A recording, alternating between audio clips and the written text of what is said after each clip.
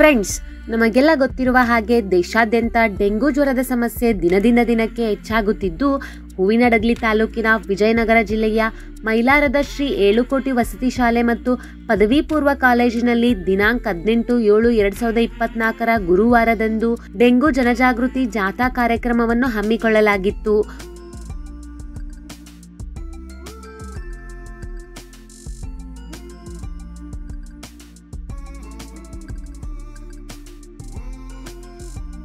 ಹೌದು, ಪ್ರಾಥಮಿಕ ಆರೋಗ್ಯ ಕೇಂದ್ರ ಮತ್ತು ಗ್ರಾಮ ಪಂಚಾಯಿತಿ ಮೈಲಾರ ಇವರ ಉಪಸ್ಥಿತಿಯಲ್ಲಿ ಶಾಲಾ ಪ್ರಾಂಶುಪಾಲರು, ಶಿಕ್ಷಕವೃಂದದವರು ಹಾಗೂ ಸಿಬ್ಬಂದಿಗಳ ವರ್ಗದವರು ಮತ್ತು ವಿದ್ಯಾರ್ಥಿಗಳೆಲ್ಲರೂ ಸೇರಿ ಡೆಂಗ್ಯೂ ರೋಗ ತಡೆಗಟ್ಟಲು ಮತ್ತು ಡೆಂಗ್ಯೂ ರೋಗದ ಲಕ್ಷಣಗಳ ಬಗ್ಗೆ ಅರಿವು ಮೂಡಿಸಲು ಬೀದಿ ನಾಟಕದ ಮೂಲಕ ಮೈಲಾರ ಗ್ರಾಮದಲ್ಲಿ ಜಾಥಾ ನಡೆಸಲಾಯಿತು.